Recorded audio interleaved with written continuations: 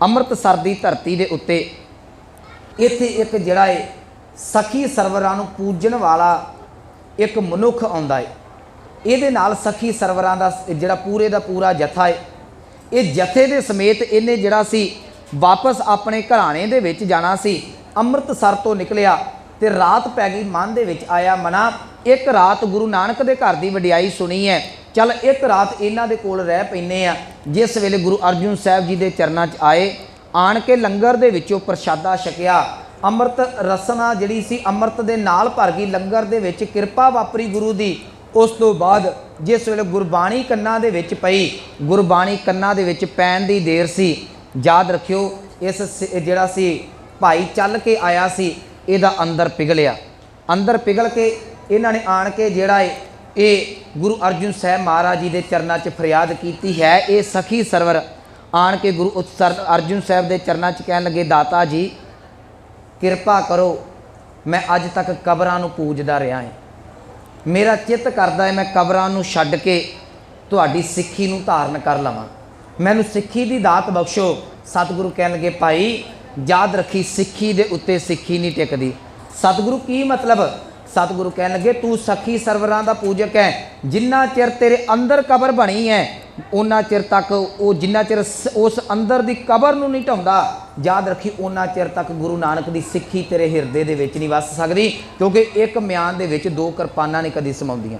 ਅੰਮ੍ਰਿਤ ਬਾਣੀ ਦਾ ਬਚਨ ਹੈ ਨਾ ਕਿ ਵਸਤੂ ਅੰਦਰ ਵਸਤ ਸਮਾਵੈ ਦੂਜੀ ਹੋਵੇ ਪਾਸ। ਇੱਕ ਵਸਤੂ ਜਿੰਨਾ ਚਿਰ ਪਾਸੇ ਨਾ ਕੀਤੀ ਜਾਵੇ ਦੂਸਰੀ ਵਸਤੂ ਉਹਨਾਂ ਚਿਰ ਵਿੱਚ ਆਣ ਕੇ ਟਿਕਦੀ ਨਹੀਂ। ਸਤਿਗੁਰੂ ਕਹਿਣ ਲੱਗੇ, ਭਾਈ ਯਾਦ ਰੱਖੀ ਸਿੱਖੀ ਦੇ ਉੱਤੇ ਸਿੱਖੀ ਨਹੀਂ ਟਿਕਣੀ। ਇਸ ਜਿਹੜਾ ਚੱਲ ਕੇ ਆਇਆ ਇਨਸਾਨ ਸੀ, ਮੈਂ ਇਨਸਾਨ ਵਰਤਾ, ਅਜੇ ਸਿੱਖ ਨਹੀਂ ਬਣਿਆ। ਇਹਦਾ ਨਾਮ ਸੀ ਭਾਈ ਤੀਰਥਾ। ਇਹ ਰਾਜਪੂਤ ਘਰਾਣੇ ਦੇ ਵਿੱਚੋਂ ਮੰਝਕੀ ਗੋਤ ਹੈ। ਇਹਦੀ ਗੋਤ ਦੇ ਕਾਰਨ ਇਹਨੂੰ ਮੰਝ ਕਿਹਾ ਜਾਂਦਾ ਹੈ। ਜਿਸ ਵੇਲੇ ਗੁਰੂ ਘਰ 'ਚ ਆਉਂਦਾ ਇਹਦਾ ਨਾਮ ਸਤਿਕਾਰ ਦੇ ਨਾਲ ਭਾਈ ਮੰਝ ਜੀ ਲਿਆ ਜਾਂਦਾ ਹੈ। ਇਹ ਹਰਿਆਣੇ ਦੇ ਵਿੱਚ ਹੁਸ਼ਿਆਰਪੁਰ ਤਹਿਸੀਲ ਦੇ ਵਿੱਚ ਨਾ ਇਹ ਇੱਕ ਨਗਰ ਹੈ ਜੀ, ਕੰਗਮਈ।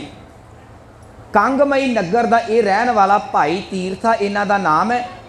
ਤੇ ਮੰਝਕੀ ਗੋਤ ਹੈ ਰਾਜਪੂਤ ਘਰਾਣੇ ਦੀ, ਇਹਦੇ ਕਰਕੇ ਇਹਨਾਂ ਨੂੰ ਭਾਈ ਮੰਝ ਕਿਹਾ ਜਾਂਦਾ ਹੈ। ਇਹ ਨਗਰ ਦਾ ਚੌਧਰੀ ਸੀ। ਇੱਕ ਵਿਦਵਾਨ ਨੇ ਲਿਖਿਆ ਇਹ 74 ਪਿੰਡਾਂ ਦਾ ਚੌਧਰੀ ਸੀ। ਚਲੋ ਅਸੀਂ 74 ਪਿੰਡ ਨਾ ਲੈ ਕੇ ਚੱਲੀਏ, ਇਹਨੂੰ ਚੌਧਰੀ ਮੰਨ ਕੇ ਚੱਲੀਏ। ਇਹ ਪਿੰਡ ਦਾ ਚੌਧਰੀ ਹੈ। ਜੇ ਪਰਮਾਤਮਾ ਦੀ ਕਿਰਪਾ ਸੀ, ਮਾਲ ਡੰਗਰ ਵੀ ਬੜਾ ਹੈ, ਘਰ ਦੇ ਵਿੱਚ ਪੈਸੇ ਧੇਲੇ ਦੀ ਕੋਈ ਕਮੀ ਨਹੀਂ, ਨੌਕਰ ਚਾਕਰ ਨੇ, ਪੈਲੀ ਬੰਨਾ ਵੀ ਬੜਾ ਹੈ।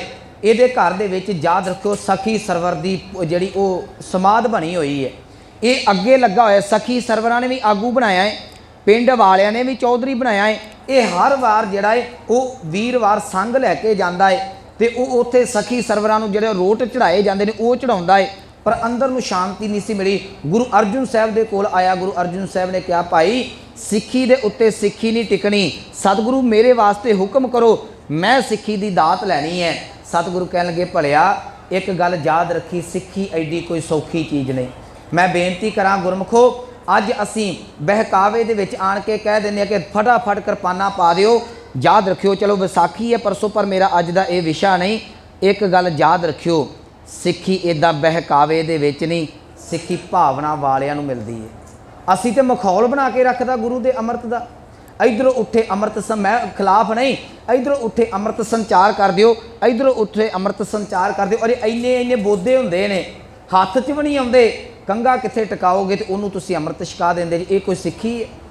ਯਾਦ ਰੱਖਿਓ ਸਿੱਖੀ ਪਹਿਲਾਂ ਆ ਜੀਵਨ ਮੈਂ ਸੁਣਾ ਦੇਣਾ ਭਾਈ ਮੰਝ ਜੀ ਦਾ, ਤੁਹਾਨੂੰ ਪਤਾ ਲੱਗ ਜਾਵੇਗਾ ਕਿ ਸਿੱਖੀ ਕਿੱਡੀ ਕੁ ਕੀਮਤੀ ਹੈ। ਯਾਦ ਰੱਖਿਓ, ਜਿੰਨਾ ਚਿਰ ਹੀਰੇ ਨੂੰ ਤੁਸੀਂ ਜੌਹਰੀ ਦੇ ਕੋਲ ਰੱਖੋਗੇ ਉਹਨਾਂ ਚਿਰ ਮੁੱਲ ਪਵੇਗਾ। ਜਦੋਂ ਹੀਰੇ ਦੁਕਾਨਾਂ ਦੇ ਵਿੱਚ, ਜਦੋਂ ਹੀਰੇ ਰੇਹੜੀਆਂ 'ਤੇ ਵਿਕਣ ਲੱਗ ਪੈਣ, ਹੀਰਿਆਂ ਦਾ ਮੁੱਲ ਨਹੀਂ ਜੇ ਰਹਿੰਦਾ। ਅਸੀਂ ਸਿੱਖੀ ਨੂੰ ਆਪ ਘਟਾਉਂਦੇ ਪਏ ਹਾਂ। ਘਰ ਘਰ ਦੇ ਵਿੱਚ ਜਾ ਕੇ ਰੌਲਾ ਪਾਉਂਦੇ ਆ। ਤੁਸੀਂ ਪ੍ਰਚਾਰ ਇੰਨਾ ਕੁ ਕਰੋ, ਜੀਵਨ ਇੰਨਾ ਉੱਚਾ ਸੁੱਚਾ ਬਣਾ ਲਓ, ਲੋਕ ਆਣ ਕੇ ਕਹਿਣ ਮੈਨੂੰ ਅੰਮ੍ਰਿਤ ਦੀ ਦਾਤ ਦੇ ਦਿਓ, ਤੁਹਾਨੂੰ ਸਿੱਖੀ ਦੀ ਕਦਰ ਪਤਾ ਲੱਗ ਜਾਵੇਗੀ। ਭਾਈ ਮੰਝ ਜੀ ਨੇ ਕਿਹਾ, ਕਹਿਣ ਲੱਗੇ, ਦਾਤਾ ਸਿੱਖੀ ਦੀ ਦਾਤ। ਸਤਿਗੁਰੂ ਕਹਿਣ ਲੱਗੇ, ਇੱਦਾਂ ਨਹੀਂ ਮਿਲਣੀ, ਸਤਿਗੁਰੂ ਮੇਰੇ ਲਈ ਹੁਕਮ। ਸਤਿਗੁਰੂ ਕਹਿਣ ਲੱਗੇ, ਸਿੱਖੀ ਕਮਾਉਣੀ ਸੌਖੀ ਨਹੀਂ। ਸਭ ਤੋਂ ਪਹਿਲਾਂ ਤੇਰੇ ਘਰ ਦੇ ਵਿੱਚ ਸਖੀ ਸਰਵਰਾਂ ਦੀ ਜਗ੍ਹਾ ਹੈ। ਤੇਰੇ ਵੱਡੇ ਵਡੇਰੇ ਪੂਜਦੇ ਨੇ, ਉਹਨਾਂ ਨੂੰ ਤੂੰ ਢਾਹ ਸਕਦਾ ਹੈ? ਸਤਿਗੁਰੂ ਢਾਹ ਦਿਆਂਗਾ। ਮੈਂ ਬੇਨਤੀ ਕਰਾਂ, ਜਿੰਨੀ ਸੌਖੀ ਸਾਖੀ ਸੁਣਾਉਣੀ ਹੈ, ਜਿੰਨੀ ਸੌਖੀ ਸਾਖੀ ਸੁਣਨੀ ਹੈ, ਉਨੀ ਹੀ ਜ਼ਿਆਦਾ ਔਖੀ ਸਾਖੀ ਕਮਾਉਣੀ ਹੈ। पिता पुरखे सखी सरवरां पूजते सन। तुसी अपने पिता के घर की कोई चीज़ हिला के विखाओ, होण ते चलो असीं बंटवारा करते हैं, उदों प्यो सिर दे वालां नूं पैंदा हुंदा सी, तू मेरी मर्जी तो बिना चीज़ नूं हत्थ किवें लाया। आखिर भाई मंझ ने क्या कहन लगा, दाता जी मैं परिवार दे नाल लड़ लवांगा, मैं ये जगह ढा दांगा। सतगुरु कहन लगे जा जाके पहला जगह ढा के। ये अपने घर गया, कंगमई नगर च गया, इन्हें जाके सखी सरवरां की जगह ढा दी। जिस वेले जगह ढाई, परत के गुरु अर्जुन साहब जी के चरणों के विच आया, कहन लगे दाता मैं सखी सरवरां की जगह ढा आया है। सतगुरां ने बड़ी सोहनी गल कही सी, कहन लगे ए तीरथिया एक गल याद रखी, एक जगह बाहर बनी सी, एक मड़ी बाहर बनी सी, वो तू बड़ी छेती ढा आया है। पुत एक मरी तेरे अंदर बनी है, उन्होंने ढाउण लग्या समा लगेगा। अज तू सिੱਖੀ मंगदा है, तेरे अंदर कबर बनी है, जिस दिन मैं तेरी अंदर की कबर ढावांगा उस दिन तैनू सिੱਖੀ मंगण की लोड़ नहीं पवेगी, मैं खुद कहांगा आ भाई मंझ तैनू सिੱਖੀ की दात देवां। उस दिन मैं तेनू आखांगा कि आ सिੱਖੀ की दात देवां। सतगुरां ने इत्थों जिहड़ा सी गुर मंत्र का अमृत बाणी का सतनाम का उपदेश दे के भाई तीरथे नूं तोर दिता। तुरन तो पहला सतगुरां ने कह दिता, कहन लगे याद रखी ये सिੱਖੀ कमाउण लगा है ना, ये खंडियों तिखी है। तुसीं पढ़दे हो ना, खंडियों तिखी वालों निकी एत मार्ग जाना। ये मार्ग जिहड़ा सौखा नहीं, सिੱਖੀ कमाउणी सौखी नहीं। तेरी चौधर जा सकती है, तेरे घर च नौकर ने, तेरे घर के हालात पतले हो सकते हैं, धन दौलत है, सारा कुछ खत्म हो सकता है। भाई तीरथ ने गल च पल्ला पा के आख्या सी, दाता कख ना रवे पर मैनू नाम की दात दे दे, मैं तेरी सिੱਖੀ नूं जरूर धारण करांगा। आखिर भाई तीरथा इत्थों चलिया, घर गया, सखी सरवरां की जगह ढाई सी, पिंड दे विच रौला पै गया।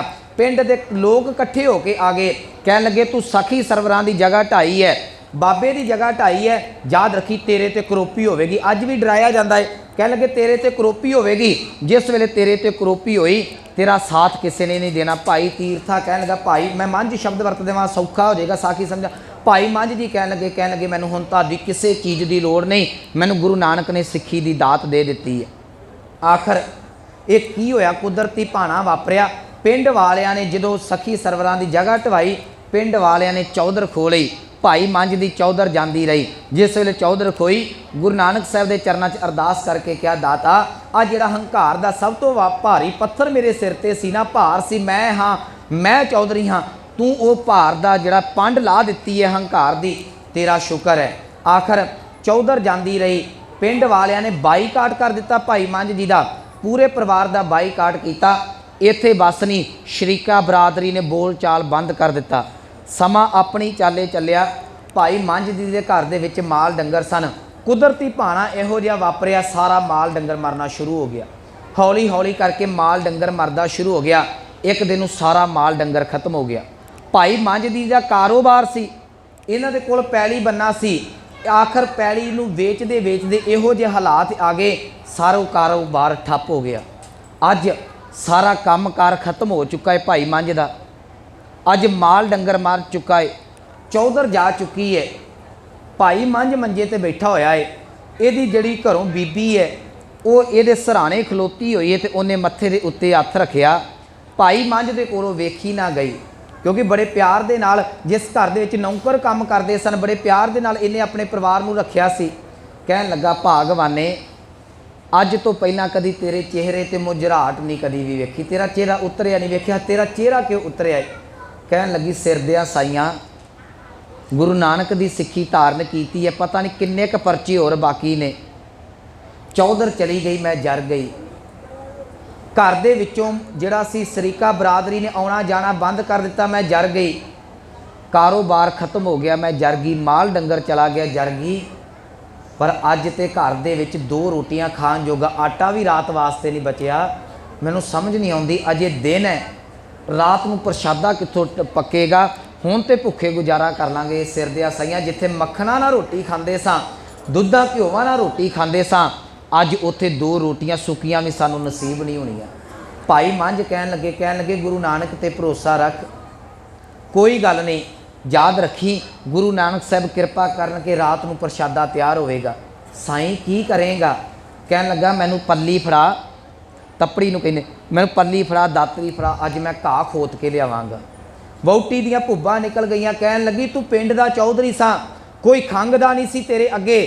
ਕਿਸੇ ਵੀ ਜੱਟ ਜ਼ਿਮੀਂਦਾਰ ਦੇ ਖੇਤ ਤੇ ਜਾ ਕੇ ਬੈਠ ਗਿਆ ਨਾ, ਬਾਹੋਂ ਫੜ ਕੇ ਠਾ ਦਿੱਤਾ, ਤੇਰੇ ਕੋ ਜਰਿਆ ਨਹੀਂ ਜਾਣਾ। ਕਹਿਣ ਲੱਗਾ ਗੁਰੂ ਨਾਨਕ ਦੀ ਸਿੱਖੀ ਕਮਾਉਣੀ ਹੈ, ਇੰਨਾ ਕੁ ਅਪਮਾਨ ਹੋ ਜਾਏਗਾ ਕੋਈ ਗੱਲ ਨਹੀਂ, ਮੈਂ ਕਿਸੇ ਜੱਟ ਦੀ ਖੇਤ 'ਚ ਨਹੀਂ ਜਾਂਦਾ, ਮੈਂ ਰਾਹ ਦੇ ਵਿੱਚੋਂ ਘਾਹ ਖੋਤ ਲਾਂਗਾ। ਜਿਹੜਾ ਪਿੰਡ ਦਾ ਚੌਧਰੀ ਸੀ, ਅੱਜ ਘਾਹ ਖੋਤਣ ਦੇ ਉੱਤੇ ਸਮਾਂ ਆ ਗਿਆ। ਇਹਨੇ ਘਾਹ ਖੋਤਿਆ, ਘਾਹ ਦੇ ਮੰਡੀ ਦੇ ਵਿੱਚ ਜਾ ਕੇ ਘਾਹ ਵੇਚ ਕੇ ਕੁਝ ਟਕੇ ਮਿਲੇ, ਕੁਝ ਰੁਪਈਏ ਮਿਲੇ, ਕੁਝ ਜੋ ਅਠੰਨੀ ਜੋ ਵੀ ਮਿਲਿਆ ਲੈ ਕੇ ਆਟਾ ਲੈ ਕੇ ਆਂਦਾ, ਤੇ ਅੱਜ ਦਾ ਇਹਦੇ ਘਰ ਦੇ ਵਿੱਚ ਪ੍ਰਸ਼ਾਦਾ ਪੱਕਾ। ਸਮਾਂ ਆਪਣੀ ਚਾਲੇ ਚੱਲਦਾ ਗਿਆ, ਇਹਦੇ ਘਰ ਦਾ ਸਾਰਾ ਸਿਸਟਮ ਚੇਂਜ ਹੋ ਗਿਆ। ਯਾਦ ਰੱਖਿਓ ਘਰ ਦੇ ਹਾਲਾਤ ਬਦਲ ਗਏ। ਜਿਹੜਾ ਕਦੀ ਪਿੰਡ 'ਚ ਚੌਧਰਪੁਣਾ ਕਰਦਾ ਸੀ, ਜਿਹਨੂੰ ਸਲਾਮਾਂ ਹੁੰਦੀਆਂ ਸਨ, ਅੱਜ ਉਹ ਗੁਰੂ ਨਾਨਕ ਦੀ ਸਿੱਖੀ ਕਮਾਉਂਦਾ ਕਮਾਉਂਦਾ ਇਹੋ ਜਿਹੀ ਇਹ ਪ੍ਰੀਖਿਆ ਜੀ। ਇਹ ਦੂਸਰੇ ਹੁਣ ਡਰ ਨਾ ਜਾਇਓ ਕਿ ਬਾਬਾ ਕਿਤੇ ਸਾਨੂੰ ਡਰਾਉਣ ਲੱਗ ਪਿਆ। ਨਿਤਨੇਮ ਨਾ ਸਵੇਰੇ ਛੱਡ ਦਿਓ ਤੁਸੀਂ ਨਹੀਂ, ਸਿਰਫ ਇਹ ਇੱਕ ਸਾਖੀ ਸਾਨੂੰ ਸਿੱਖਿਆ ਮਿਲਦੀ ਹੈ। ਆਖਰ ਕੀ ਹੋਇਆ ਕਿ ਜਿਹੜਾ ਚੌਧਰੀ ਸੀ, ਜਿਹਨੂੰ ਸਲਾਮਾਂ ਹੁੰਦੀਆਂ ਸਨ, ਅੱਜ ਉਹਨੂੰ ਘਾਹ ਖੋਤਣ ਵਾਸਤੇ, ਘਾਹੀ ਬਣਨ ਵਾਸਤੇ ਮਜਬੂਰ ਹੋਣਾ ਪੈ ਗਿਆ। ਪਰ ਇਹਨੇ ਸਿਮਰਨ ਨਹੀਂ ਛੱਡਿਆ, ਨਾਮ ਜਪਣਾ ਨਹੀਂ ਛੱਡਿਆ। ਸਾਡੇ ਤੇ ਮਾੜਾ ਜਿਹਾ ਕਾਰੋਬਾਰ 'ਚ ਘਾਟਾ ਪੈ ਜੇ, ਸਾਨੂੰ ਤੇ ਪਾਣੀ ਦਾ ਘੁੱਟ ਨਹੀਂ ਨਿਕਲਦਾ, ਤੇ ਜਪਜੀ ਸਾਹਿਬ ਅੰਦਰ ਕਿੱਥੇ ਜਾਣਾ ਹੈ ਸਾਡੇ। ਯਾਦ ਰੱਖਿਓ ਇਹ ਸਿੱਖੀ ਸਾਖੀ ਸਾਨੂੰ ਸਿੱਖਿਆ ਦਿੰਦੀ ਹੈ ਸਿੱਖ ਦਾ ਜੀਵਨ ਕਿੱਦਾਂ ਦਾ ਹੋਣਾ ਚਾਹੀਦਾ। ਆਖਰ ਭਾਈ ਮੰਝ ਜੀ ਗੁਰੂ ਗੁਰੂ ਜਪਦੇ ਨੇ, ਘਾਹ ਵੇਚ ਕੇ ਪਰਿਵਾਰ ਦਾ ਗੁਜ਼ਾਰਾ ਕਰੀ ਜਾਂਦੇ ਨੇ, ਜੀਵਨ ਨਿਰਬਾਹ ਹੋ ਰਿਹਾ ਹੈ। ਇੱਧਰ ਗੁਰੂ ਅਰਜਨ ਸਾਹਿਬ ਮਹਾਰਾਜ ਜੀ ਨੇ ਇੱਕ ਹੋਰ ਪਰਚਾ ਪਾਇਆ, ਇੱਕ ਸਿੱਖ ਨੂੰ ਭੇਜਿਆ। ਕਹਿਣ ਲੱਗੇ ਆ ਹੁਕਮਨਾਮਾ ਲੈ ਜਾ, ਭਾਈ ਮੰਝ ਨੂੰ ਦੇ ਦੀ, ਪਰ ਹੁਕਮਨਾਮਾ ਦੇਣ ਤੋਂ ਪਹਿਲਾਂ 20 ਰੁਪਏ, ਜੋ ਉਸ ਵੇਲੇ ਕਰੰਸੀ ਚੱਲਦੀ ਸੀ, 20 ਰੁਪਏ ਪਹਿਲਾਂ ਲੈ ਲਵੀਂ। ਸਿੱਖ ਚੱਲ ਕੇ ਆਇਆ, ਭਾਈ ਮੰਝ ਨੂੰ ਆਣ ਕੇ ਦੱਸਿਆ। ਕਹਿਣ ਲੱਗੇ ਮੈਂ ਗੁਰੂ ਅਰਜਨ ਸਾਹਿਬ ਜੀ ਨੇ ਮੈਨੂੰ ਭੇਜਿਆ, ਉਹਨਾਂ ਕੋਲੋਂ ਆਇਆ ਹਾਂ। ਭਾਈ ਮੰਝ ਜੀ ਨੇ ਚਰਨਾਂ ਉੱਤੇ ਨਮਸਕਾਰ ਕੀਤੀ। ਕਿਆ ਦਾਤਾ ਤੇਰਾ ਸ਼ੁਕਰ ਹੈ, ਤੂੰ ਗਰੀਬ ਨਵਾਜੀ ਕੀਤੀ, ਗਰੀਬ ਨੂੰ ਯਾਦ ਕੀਤਾ। ਕਹਿਣ ਲੱਗੇ ਮੇਰੇ ਲਈ ਹੁਕਮ। ਸਿੱਖ ਨੇ ਕਿਹਾ ਸਤਿਗੁਰਾਂ ਨੇ ਤੁਹਾਡੇ ਵਾਸਤੇ ਹੁਕਮਨਾਮਾ ਭੇਜਿਆ। ਕਹਿਣ ਲੱਗਾ ਦਿਓ। ਸਿੱਖ ਨੇ ਘਰ ਦੇ ਹਾਲਾਤ ਵੇਖੇ, ਬੜਾ ਠਹਿਰਮੇ ਦੇ ਨਾਲ ਕਹਿਣ ਲੱਗਾ ਭਾਈ ਸਾਹਿਬ ਗੁਰੂ ਦਾ ਬਚਨ ਹੈ, ਇਹ ਹੁਕਮਨਾਮਾ ਇੱਦਾਂ ਨਹੀਂ, ਇਹ 20 ਰੁਪਏ ਦੇ ਕੇ ਤੁਹਾਨੂੰ ਮਿਲੇਗਾ। ਆਖਰ ਪਤਨੀ ਕਹਿਣ ਲੱਗੀ ਹੁਣ ਕੀ ਕੀਤਾ ਜਾਵੇ। ਜਿਸ ਘਰ ਦੇ ਵਿੱਚ ਨੌਕਰਾਣੀਆਂ ਕੰਮ ਕਰਦੀਆਂ ਸਨ, ਸੁਣਿਓ ਇਹਦੀ ਘਰੋਂ ਬੀਬੀ ਕਹਿਣ ਲੱਗੀ ਜਿੱਥੇ ਤੂੰ ਜਿਹੜੀ ਹੈ ਗੁਰੂ ਨਾਨਕ ਦੀ ਸਿੱਖੀ ਕਮਾਈ ਹੈ, ਕੁਝ ਮੈਂ ਕਮਾ ਲਾਂਗੀ। ਇਹਨੇ ਆਪਣੀ ਘਰ ਵਾਲੀ ਤੇ ਨੌਕਰਵਾਣੀ ਨੂੰ, ਜਿਹੜੀ ਬੇਟੀ ਇਹਦੀ ਇੱਕ ਬੇਟੀ ਸੀ, ਆਪਣੀ ਬੇਟੀ ਨੂੰ ਸੇਠ ਦੇ ਘਰ ਦੇ ਵਿੱਚ ਨੌਕਰਾਣੀ ਰੱਖ ਕੇ ਤੇ 20 ਰੁਪਏ ਧਾਰੇ ਚੁੱਕ ਕੇ ਲੈ ਕੇ ਆਂਦੇ। ਜਿਸ ਘਰ ਦੇ ਵਿੱਚ ਬੀਬੀ ਪੈਰ ਨਹੀਂ ਸੀ ਮੰਜੇ ਤੋਂ ਥੱਲੇ ਲਾਉਂਦੀ, ਅੱਜ ਉਹਨੂੰ ਦੂਸਰੇ ਘਰ ਦੇ ਵਿੱਚ ਜਾ ਕੇ ਭਾਂਡੇ ਮਾਂਜਣ ਲਈ ਮਜਬੂਰ ਹੋਣਾ ਪੈ ਗਿਆ। ਅੱਜ ਉਹਨੂੰ ਜਿਹੜਾ ਲੋਕਾਂ ਦੇ ਘਰ ਦੇ ਵਿੱਚ ਝਾੜੂ ਪੋਚਾ ਕਰਨ ਵਾਸਤੇ ਮਜਬੂਰ ਹੋਣਾ ਪੈ ਗਿਆ। ਇਹਨੇ 20 ਰੁਪਏ ਲਿਆਂਦੇ ਤੇ 20 ਰੁਪਏ ਲਿਆ ਕੇ ਜਿਸ ਵੇਲੇ ਉਹ ਹੁਕਮਨਾਮਾ ਪੜਿਆ, ਰਾਤ ਪੈ ਚੁੱਕੀ ਸੀ, ਦੀਵੇ ਦੀ ਲੋਚ ਪੜਿਆ, ਉੱਥੇ ਇੱਕੋ ਗੱਲ ਲਿਖੀ ਸੀ ਭਾਈ ਮੰਝ ਨੂੰ ਕਿ ਤੈਨੂੰ ਕਰਤਾਰ ਚਿੱਤ ਆਵੇ। ਹੁਕਮਨਾਮਾ ਪੜ੍ਹ ਕੇ ਜਾਰੋ ਜਾਰ ਹੋਇਆ, ਦਾਤਾ ਤੇਰਾ ਸ਼ੁਕਰ ਹੈ। ਆਖਰ ਭਾਈ ਮੰਝ ਇਹ ਗੁਰੂ ਗੁਰੂ ਜਪਦਾ ਹੋਇਆ ਜੀਵਨ ਨਿਰਵਾਹ ਕਰਦਾ। ਸਮਾਂ ਆਪਣੀ ਚਾਲੇ ਚੱਲਿਆ। ਪਤਨੀ ਵੀ ਸੇਠ ਦੇ ਘਰ ਦੇ ਵਿੱਚ ਨੌਕਰਾਣੀ ਹੈ, ਜਿਹੜੀ ਬੇਟੀ ਉਹ ਵੀ ਨੌਕਰਾਣੀ ਹੈ, ਆਪ ਵੀ ਭਾਈ ਮੰਝ ਜਿਹੜਾ ਹੈ ਘਾਹ ਖੋਤ ਕੇ ਗੁਜ਼ਾਰਾ ਕਰਦਾ ਹੈ। ਇਧਰ ਬਾਅਦ 'ਚ ਪਰਤ ਕੇ ਸਤਿਗੁਰਾਂ ਨੇ ਇੱਕ ਹੋਰ ਹੁਕਮਨਾਮਾ ਭੇਜਿਆ। ਫਿਰ ਕਿਹਾ 5 ਰੁਪਏ, ਉਹ ਵੀ ਚੁੱਕ ਕੇ ਲੈ ਕੇ ਆਂਦੇ। ਦੂਜਾ ਹੁਕਮਨਾਮਾ ਮਿਲਿਆ, ਉਹਦੇ ਉੱਤੇ ਇਹ ਗੱਲ ਲਿਖੀ ਸੀ ਭਾਈ ਮੰਝ ਜਿਹੋ ਜਿਹੇ ਵੀ ਹਾਲਾਤਾਂ 'ਚ ਹੋਵੇ, ਜੇ ਰਾਤ ਹੈ ਹੁਕਮਨਾਮਾ ਪੜ੍ਹ ਕੇ ਸਵੇਰੇ ਅੰਮ੍ਰਿਤਸਰ ਨੂੰ ਆ ਜੀ, ਤੇਰੀ ਗੁਰੂ ਕੇ ਲੰਗਰਾਂ 'ਚ ਲੋੜ ਪੈ ਗਈ। ਇਹਦੀ ਪਤਨੀ ਨੇ, ਬੇਟੀ ਨੇ ਕਿਹਾ ਅਸੀਂ ਪਰਿਵਾਰ ਦਾ ਗੁਜ਼ਾਰਾ, ਅਸੀਂ ਘਰ ਦਾ ਗੁਜ਼ਾਰਾ, ਨੌਕਰਾਣੀਆਂ ਰੋਟੀ ਉੱਥੋਂ ਖਾ ਲਈਦੀ ਹੈ, ਅਸੀਂ ਗੁਜ਼ਾਰਾ ਕਰ ਲਾਂਗੇ, ਤੁਹਾਨੂੰ ਗੁਰੂ ਅਰਜਨ ਸਾਹਿਬ ਨੇ ਬੁਲਾਇਆ, ਤੁਸੀਂ ਜਾਓ। ਪਰਿਵਾਰ ਦੀ ਵੀ ਮਗਰੋਂ ਕੁਰਬਾਨੀ ਸੀ। ਇਹ ਦੋਵੇਂ ਜਾਣੀਆਂ ਮਾਵਾਂ ਧੀਆਂ ਕਰ ਰਹੀਆਂ। ਭਾਈ ਮੰਝ ਜੀ ਚੱਲ ਕੇ ਗੁਰੂ ਅਰਜਨ ਸਾਹਿਬ ਦੇ ਕੋਲ ਆਏ, ਨਮਸਕਾਰ ਕੀਤੀ। ਗੁਰੂ ਅਰਜਨ ਸਾਹਿਬ ਨੇ ਕੋਈ ਬਹੁਤਾ ਧਿਆਨ ਨਾ ਦਿੱਤਾ। ਇੱਕ ਸਿੱਖ ਨੂੰ ਕਿਹਾ ਇਹਨਾਂ ਨੂੰ ਕਿਉਂ ਜੇ ਆਏ ਜੇ ਇੱਥੇ ਵਿਹਲੇ ਨਹੀਂ ਰਹਿਣਾ, ਸੇਵਾ ਨਿਭਾਓ। ਸਤਿਗੁਰੂ ਹੁਕਮ ਕੀ ਹੈ ਸੇਵਾ ਵਾਸਤੇ? ਕਹਿਣ ਲੱਗੇ ਤੁਸੀਂ ਲੰਗਰ ਵਾਸਤੇ ਲੱਕੜਾਂ ਲੈ ਕੇ ਆਉਣੀਆਂ ਨੇ। ਭਾਈ ਮੰਝ ਜੀ ਗੁਰੂ ਘਰ ਦੇ ਲੰਗਰ ਵਾਸਤੇ ਲੱਕੜਾਂ ਲੈ ਕੇ ਆਉਂਦੇ ਨੇ। ਇਹਨਾਂ ਨੇ ਰੋਜ਼ ਦਾ ਨੇਮ ਬਣਾ ਲਿਆ ਜੀ, ਲੰਗਰ ਵਾਸਤੇ ਲੱਕੜਾਂ ਕੱਟਣ ਜਾਣਾ ਹੈ। ਲੱਕੜਾਂ ਕੱਟ ਕੇ ਲਿਆ ਕੇ ਲੰਗਰ ਦੇ ਵਿੱਚ ਦੇ ਦੇਣੀਆਂ, ਪ੍ਰਸ਼ਾਦਾ ਪਾਣੀ ਛਕਣਾ, ਗੁਰੂ ਗੁਰੂ ਜਪਦਿਆਂ ਇੱਥੇ ਦਿਨ ਰਾਤ ਬਤੀਤ ਕਰੀ ਜਾਣਾ। ਇੱਕ ਦਿਨ ਗੁਰੂ ਅਰਜਨ ਸਾਹਿਬ ਮਹਾਰਾਜ ਜੀ ਆਏ, ਆਣ ਕੇ ਲਾਂਗਰੀ ਨੂੰ ਪੁੱਛਣ ਲੱਗੇ। ਕਹਿਣ ਲੱਗੇ ਇੱਥੇ ਮੰਝਕੀ ਜਿਹੜਾ ਗੋਤ ਦਾ ਭਾਈ ਤੀਰਥਾ ਆਇਆ ਕੰਗਮਈ ਤੋਂ, ਉਹ ਕੀ ਕਰਦਾ ਏ? ਉਹਨੂੰ ਸੇਵਾ ਲਾਈ ਸੀ, ਸੇਵਾ ਕਰਦਾ ਏ? ਸਤਿਗੁਰੂ ਹਾਂ, ਤੁਹਾਡੇ ਬਚਨਾਂ ਨੂੰ ਕਮਾਉਂਦਾ ਆਇਆ, ਉਹ ਰੋਜ਼ ਸੇਵਾ ਕਰਦਾ, ਲੰਗਰ ਦੀਆਂ ਲੱਕੜਾਂ ਉਹ ਲੈ ਕੇ ਆਉਂਦਾ ਏ। ਤੇ ਸਤਿਗੁਰੂ ਕਹਿ ਲਗੇ ਪ੍ਰਸ਼ਾਦਾ ਕਿੱਥੋਂ ਛਕਦਾ ਏ? ਕਹਿਣ ਲੱਗੇ ਦਾਤਾ ਜੀ ਜਿੱਥੋਂ ਸਾਰੀ ਸੰਗਤ ਛਕਦੀ ਹੈ ਲੰਗਰ ਚੋਂ ਛਕਦਾ ਹੈ। ਸਤਿਗੁਰੂ ਕਹਿਣ ਲੱਗੇ ਅੱਜ ਪ੍ਰਸ਼ਾਦਾ ਛਕਣ ਲੱਗੇਗਾ, ਪ੍ਰਸ਼ਾਦਾ ਛਕਣ ਤੋਂ ਪਹਿਲਾਂ ਸਾਡਾ ਹੁਕਮ ਸੁਣਾ ਦਿਓ, ਉਹਨੂੰ ਕਹਿ ਦਿਓ ਇੱਥੇ ਸੇਵਾ ਕਰਨ ਆਇਆ ਹੈ ਕਿ ਇੱਥੇ ਬਿਜ਼ਨਸ ਕਾਰੋਬਾਰ ਕਰਨ ਆਇਆ ਹੈ। ਜਿਸ ਵੇਲੇ ਇਹ ਗੱਲ ਕਹੀ ਸੇਵਾਦਾਰ ਦੇ ਅੰਦਰ ਨੂੰ ਬੜਾ ਹਲੂਣਾ, ਕਿਉਂਕਿ ਸੇਵਾਦਾਰ ਹਾਲਾਤ ਜਾਣਦਾ ਸੀ। ਅੱਜ ਭਾਈ ਮੰਝ ਜੀ ਲੱਕੜਾਂ ਲੈ ਕੇ ਆਏ, ਪ੍ਰਸ਼ਾਦਾ ਛਕਣ ਲੱਗੇ, ਅੱਗੇ ਥਾਲ ਰੱਖਿਆ, ਪ੍ਰਸ਼ਾਦਾ ਸੇਵਾਦਾਰ ਨੇ ਪਾਇਆ। ਸੇਵਾਦਾਰ ਇੱਕ ਦਿਲ ਸੋਚਦਾ ਹੈ ਮਨਾ ਪ੍ਰਸ਼ਾਦਾ ਛਕ ਲੈਣ ਦੇ, ਦੂਜਾ ਦਿਲ ਕਹਿੰਦਾ ਗੁਰੂ ਸਾਹਿਬ ਨੇ ਕਿਹਾ ਸੀ ਪ੍ਰਸ਼ਾਦਾ ਛਕਣ ਤੋਂ ਪਹਿਲਾਂ ਹੁਕਮ ਸੁਣਾ ਦੇਵੀਂ। ਸੇਵਾਦਾਰ ਨੇ ਠਰਮੇ ਦੇ ਨਾਲ ਕਿਹਾ ਭਾਈ ਸਾਹਿਬ ਅੱਜ ਗੁਰੂ ਅਰਜਨ ਸਾਹਿਬ ਜੀ ਲੰਗਰ 'ਚ ਆਏ ਸਨ। ਭਾਈ ਮੰਝ ਜੀ ਖੁਸ਼ ਹੋਏ, ਕਹਿਣ ਲੱਗੇ ਫਿਰ ਕਹਿਣ ਲੱਗੇ ਤੁਹਾਡੇ ਬਾਰੇ ਪੁੱਛਦੇ ਸਨ। ਜਿਸ ਵੇਲੇ ਇੰਨੀ ਗੱਲ ਕਹੀ ਕਹਿਣ ਲੱਗੇ ਮੇਰੇ ਬਾਰੇ ਪੁੱਛਿਆ, ਮੇਰੇ ਬਾਰੇ ਕੋਈ ਬਚਨ ਕੀਤਾ ਸਤਿਗੁਰਾਂ ਨੇ? ਕਹਿਣ ਲੱਗੇ ਬਚਨ ਤੇ ਕੀਤਾ, ਤੁਸੀਂ ਪ੍ਰਸ਼ਾਦਾ ਛਕ ਲਓ। ਕਹਿਣ ਲੱਗਾ ਨਹੀਂ ਪ੍ਰਸ਼ਾਦਾ ਨਹੀਂ, ਪਹਿਲਾਂ ਮੈਨੂੰ ਦੱਸ ਦਿਓ ਗੁਰੂ ਸਾਹਿਬ ਨੇ ਬਚਨ ਕੀ ਕੀਤਾ ਹੈ। ਕਹਿਣ ਲੱਗੇ ਉਹਨਾਂ ਨੇ ਪੁੱਛਿਆ ਸੀ ਭਾਈ ਮੰਝ ਕੀ ਕਰਦਾ ਹੈ? ਮੈਂ ਕਿਹਾ ਸੀ ਦਾਤਾ ਲੰਗਰ ਵਾਸਤੇ ਲੱਕੜਾਂ ਲਿਆਉਂਦਾ ਹੈ। ਤੇ ਉਹਨਾਂ ਨੇ ਦੂਸਰੀ ਗੱਲ ਕਹੀ ਸੀ ਉਹ ਪ੍ਰਸ਼ਾਦਾ ਕਿੱਥੋਂ ਛਕਦਾ ਹੈ? ਮੈਂ ਜਵਾਬ ਦਿੱਤਾ ਸੀ ਦਾਤਾ ਲੰਗਰ ਚੋਂ। ਤੇ ਸਤਿਗੁਰੂ ਜਾਂਦਿਆਂ ਕਹਿ ਗਏ ਭਾਈ ਮੰਝ ਨੂੰ ਸੁਨੇਹਾ ਦੇ ਦਿਓ ਇੱਥੇ ਸੇਵਾ ਕਰਕੇ ਜੀਵਨ ਸਫਲ ਕਰਨ ਆਇਆ ਹੈ ਜਾਂ ਇੱਥੇ ਵਪਾਰ ਕਰਨ ਵਾਸਤੇ ਆਇਆ ਹੈ। ਜਦੋਂ ਇੰਨੀ ਗੱਲ ਕਹੀ ਭਾਈ ਮੰਝ ਦੀਆਂ ਅੱਖਾਂ ਦੇ ਵਿੱਚੋਂ ਹੰਝੂ ਨਿਕਲੇ। ਸੇਵਾਦਾਰ ਕਹਿਣ ਲੱਗਾ ਭਾਈ ਸਾਹਿਬ ਮੈਨੂੰ ਪਤਾ ਇਹ ਸੀਨੇ ਦੇ ਉੱਤੇ ਜਰਨਾ ਸੌਖਾ ਨਹੀਂ। ਭਾਈ ਮੰਝ ਕਹਿੰਦਾ ਮੈਨੂੰ ਗੁਰੂ ਨੇ ਡੱਕਿਆ ਇਸ ਗੱਲ ਕੇ ਨਹੀਂ ਰੋਇਆ। ਫਿਰ ਕਹਿਣ ਲੱਗੇ ਮੇਰੇ ਅਥਰੂ ਇਸ ਕਰਕੇ ਨੇ ਦਾਤਾ ਕਦੀ ਘਰ ਦੇ ਵਿੱਚ ਕਬਰ ਸੀ ਉਹ ਢਾਉਣ ਵਾਸਤੇ ਵੀ ਤੂੰ ਸਮਰੱਥਾ ਬਖਸ਼ੀ, ਅੱਜ ਮੈਂ ਇੱਥੇ ਆਣ ਕੇ ਵੀ ਥਿਰਕਦਾ ਪਿਆ ਸਾਂ। ਅੱਜ ਲੰਗਰ ਦੇ ਵਿੱਚ ਵੀ ਕਬਰ ਬਣਦੀ ਪਈ ਸੀ, ਅੱਜ ਉਹ ਵੀ ਤੂੰ ਬਚਨਾਂ ਦੇ ਨਾਲ ਢਾਹ ਦਿੱਤੀ, ਤੇਰਾ ਸ਼ੁਕਰਾਨਾ ਕਿਵੇਂ ਕਰਾਂ। ਅਗਲੇ ਦਿਨ ਤੋਂ ਭਾਈ ਮੰਝ ਨੇ ਉਸ ਦਿਨ ਪ੍ਰਸ਼ਾਦਾ ਨਾ ਛਕਿਆ। ਅਗਲੇ ਦਿਨ ਤੋਂ ਭਾਈ ਮੰਝ ਦੋ ਜਿਹੜੀਆਂ ਲੱਕੜਾਂ ਦੀਆਂ ਪੰਡਾਂ ਲਿਆਉਂਦਾ ਹੈ, ਇੱਕ ਗੁਰੂ ਦੇ ਲੰਗਰਾਂ ਦੇ ਵਿੱਚ ਪਾਉਂਦਾ ਹੈ, ਦੂਸਰੀ ਪੰਡ ਬਾਹਰ ਵੇਚ ਕੇ ਉਹ ਤੋਂ ਜੋ ਵੀ ਕਮਾਈ ਹੁੰਦੀ ਹੈ ਉਹਦਾ ਪ੍ਰਸ਼ਾਦਾ ਤਿਆਰ ਕਰਕੇ ਆਪ ਛਕਦਾ ਹੈ, ਸਿੱਖੀ ਨੂੰ ਕਮਾਉਂਦਾ ਹੈ। ਮੈਂ ਗੱਲ ਨੇੜੇ ਰੱਖਾਂ, ਆਖਰ ਇੱਕ ਦਿਨ ਭਾਈ ਮੰਝ ਜੀ ਚੱਲ ਕੇ ਆ ਰਹੇ ਨੇ ਤੇ ਰਸਤੇ ਦੇ ਵਿੱਚ ਮੀਂਹ ਹਨੇਰੀ ਜ਼ਿਆਦੀ ਹੈ। ਤੁਸੀਂ ਅੱਜ ਵੀ ਜਾਓ ਭਾਈ ਮੰਝ ਦਾ ਖੂਹ ਸਾਨੂੰ ਮਿਲਦਾ ਹੈ। ਆਖਰ ਭਾਈ ਮੰਝ ਜੀ ਮੀਂਹ ਹਨੇਰੀ ਦੇ ਵਿੱਚ ਰਸਤਾ ਭਟਕੇ ਤੇ ਉਹ ਹਨੇਰੀ ਨੇ ਇੰਨਾ ਕੁ ਪ੍ਰਭਾਵ ਪਾਇਆ ਇਹ ਖੂਹ ਦੇ ਵਿੱਚ ਡਿੱਗ ਪਏ। ਜਿਸ ਵੇਲੇ ਭਾਈ ਮੰਝ ਜੀ ਖੂਹ ਦੇ ਵਿੱਚ ਡਿੱਗੇ ਨਾ ਤੇ ਇਹਨਾਂ ਨੇ ਇੰਨੀ ਕੁ ਕਿਰਪਾ ਸੀ ਗੁਰੂ ਨਾਨਕ ਸਾਹਿਬ ਦੀ ਇਹਨਾਂ ਦੇ ਉੱਤੇ, ਇਹਨਾਂ ਨੇ ਲੱਕੜਾਂ ਜਿਹੜੀਆਂ ਭਿੱਜਣ ਨਾ ਦਿੱਤੀਆਂ, ਸੀਸ ਤੇ ਲੱਕੜਾਂ ਚੁੱਕੀਆਂ ਤੇ ਉਹ ਬਾਣੀ ਪੜ੍ਹਦੇ ਜਾਣ। ਇੱਧਰੋਂ ਕੋਈ ਰਾਹੀ ਲੰਘਿਆ ਉਹਦੇ ਕੰਨਾਂ 'ਚ ਆਵਾਜ਼ ਪਈ, ਉਹਨੇ ਆਵਾਜ਼ ਪਛਾਣੀ, ਜਾ ਕੇ ਗੁਰੂ ਅਰਜਨ ਸਾਹਿਬ ਪਾਤਸ਼ਾਹ ਜੀ ਨੂੰ ਕਿਹਾ ਦਾਤਾ ਜੀ ਤੁਹਾਡਾ ਸਿੱਖ ਭਾਈ ਮੰਝ ਅੱਜ ਖੂਹ ਦੇ ਵਿੱਚ ਡਿੱਗਾ ਪਿਆ ਹੈ। ਇਤਿਹਾਸ ਕਹਿੰਦਾ ਸਿੰਘਾਸਨ ਤੋਂ ਉੱਠ ਕੇ ਨੰਗੇ ਚਰਨੀ ਗੁਰੂ ਅਰਜਨ ਸਾਹਿਬ ਦੌੜੇ। ਗੁਰੂ ਅਰਜਨ ਸਾਹਿਬ ਜੀ ਨੇ ਰੱਸਾ ਫੜਿਆ, ਸਿੱਖ ਸੰਗਤਾਂ ਨਾਲ ਦੌੜੀਆਂ, ਚੱਲ ਕੇ ਖੂਹ ਦੇ ਕੋਲ ਗੁਰੂ ਅਰਜਨ ਸਾਹਿਬ ਮਹਾਰਾਜ ਜੀ ਨੇ ਰੱਸਾ ਲਮਕਾਇਆ। ਰੱਸਾ ਲਮਕਾ ਕੇ ਕਹਿਣ ਲੱਗੇ ਭਾਈ ਮੰਝ ਨੂੰ ਭਾਈ ਮੰਝ ਜੀ ਆਓ, ਰੱਸਾ ਲਮਕਾਇਆ ਹੈ ਲੱਕੜਾਂ ਨੂੰ ਸੁੱਟ ਦਿਓ, ਰੱਸਾ ਫੜ ਕੇ ਬਾਹਰ ਆ ਜਾਓ। ਭਾਈ ਮੰਝ ਨੇ ਕਿਹਾ ਦਾਤਾ ਇਹਨਾਂ ਲੱਕੜਾਂ ਕਰਕੇ ਤੇ ਤੇਰੇ ਚਰਨਾਂ ਦੇ ਨਾਲ ਜੁੜਿਆ, ਇਹਨੂੰ ਕਿਵੇਂ ਸੁੱਟ ਦਿਆਂ? ਪਹਿਲਾਂ ਲੱਕੜਾਂ ਬਾਹਰ ਕੱਢ, ਮੈਂ ਬਾਅਦ 'ਚ ਆਵਾਂਗਾ। ਪਹਿਲਾਂ ਲੱਕੜਾਂ ਬਾਹਰ ਕੱਢੀਆਂ ਗਈਆਂ, ਰੱਸਾ ਪਕੜ ਕੇ ਭਾਈ ਮੰਝ ਬਾਹਰ ਆਇਆ ਤੇ ਜਿਸ ਵੇਲੇ ਭਾਈ ਮੰਝ ਬਾਹਰ ਆਇਆ ਸਤਿਗੁਰਾਂ ਦੇ ਚਰਨਾਂ ਦੇ ਉੱਤੇ ਟੱਠਾ, ਕਹਿਣ ਲੱਗਾ ਦਾਤਾ ਕਿੰਨਿਆਂ ਕੁ ਖੂਹਾਂ ਦੇ ਵਿੱਚ ਡਿੱਗਾਂਗਾ, ਕਿੰਨਿਆਂ ਕੁ ਖੂਹਾਂ ਦੇ ਵਿੱਚੋਂ ਤੂੰ ਮੈਨੂੰ ਕੱਢੇਂਗਾ।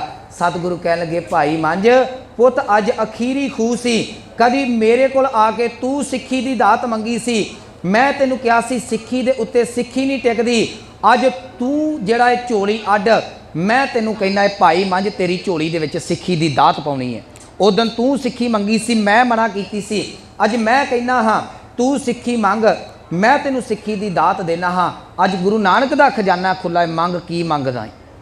ਭਾਈ ਮੰਝ ਨੇ ਕੁਛ ਨਹੀਂ ਮੰਗਿਆ, ਕਹਿਣ ਲੱਗਾ ਦਾਤਾ ਕਿਸੇ ਚੀਜ਼ ਦੀ ਲੋੜ ਨਹੀਂ, ਸਿੱਖੀ ਦੇ ਦੇ। ਸਤਿਗੁਰੂ ਕਹਿਣ ਲੱਗੇ ਫਿਰ ਵੀ ਮੰਗ। ਜੇ ਫਿਰ ਵੀ ਮੰਗਿਆ ਤੇ ਗੁਰਮੁਖੋ ਪਤਾ ਕਿੰਨਾ ਵਾਸਤੇ ਮੰਗਿਆ? ਸਾਡੇ ਵਾਸਤੇ ਮੰਗਿਆ। ਭਾਈ ਮੰਝ ਨੇ ਹੱਥ ਜੋੜੇ, ਕਹਿਣ ਲੱਗੇ ਦਾਤਾ ਕਲਯੁਗ ਦਾ ਸਮਾਂ ਹੈ, ਇੰਨੀ ਸਿੱਖਾਂ ਦੇ ਕੋਲੋਂ ਕਰੀ ਜਿਹੜੀ ਪ੍ਰੀਖਿਆ ਨਾ ਲਵੀਂ, ਜੇ ਦਾਤ ਦੇਣੀ ਹੈ ਤੇ ਇਹ ਦਾਤ ਦੇ ਦੇ। ਭਾਈ ਮੰਝ ਨੇ ਸਾਰਾ ਕੁਝ ਗਵਾ ਕੇ ਵੀ ਸਿੱਖਾਂ ਵਾਸਤੇ ਮੰਗਿਆ। ਗੁਰੂ ਅਰਜਨ ਸਾਹਿਬ ਮਹਾਰਾਜ ਜੀ ਨੇ ਘੁੱਟ ਕੇ ਛਾਤੀ ਦੇ ਨਾਲ ਲਾਇਆ, ਕਿਹਾ ਸਿੱਖਾ ਨਿਹਾਲ ਤੂੰ ਸਿੱਖੀ ਦੀ ਦਾਤ ਮੰਗਦਾ ਸਾਂ, ਇੱਕ ਜਾਣਾ ਮੰਗਦਾ ਸੀ, ਅੱਜ ਤੈਨੂੰ ਮੈਂ ਸਿੱਖੀ ਦਾ ਜਿਹੜਾ ਜਹਾਜ਼ ਬਣਾ ਕੇ ਦੇ ਚੱਲਿਆ। ਯਾਦ ਰੱਖੀ ਜਿਹੜਾ ਤੇਰੀ ਸਾਖੀ ਪੜ੍ਹੇਗਾ ਸੁਣੇਗਾ ਉਹ ਤੇਰੇ ਚਰਨਾਂ ਦੇ ਨਾਲ ਜੁੜ ਕੇ ਭਵਜਲ ਨੂੰ ਪਾਰ ਹੋ ਜਾਏਗਾ। ਉੱਥੇ ਸਤਿਗੁਰਾਂ ਨੇ ਬਚਨ ਕੀਤੇ, ਇਤਿਹਾਸ ਨੇ ਸਾਂਭ ਕੇ ਰੱਖੇ ਨੇ। ਮੰਝ ਪਿਆਰਾ ਗੁਰੂ ਕੋ ਗੁਰ ਮੰਝ ਪਿਆਰਾ, ਮੰਝ ਗੁਰੂ ਕਾ ਬੋਹਿਥਾ ਜਗ ਲੰਘਨਹਾਰਾ। ਗੁਰੂ ਅਰਜਨ ਸਾਹਿਬ ਮਹਾਰਾਜ ਜੀ ਨੇ ਭਾਈ ਮੰਝ ਦੇ ਉੱਤੇ ਇਸ ਤਰੀਕੇ ਦੇ ਨਾਲ ਬਖਸ਼ਿਸ਼ਾਂ ਕੀਤੀਆਂ।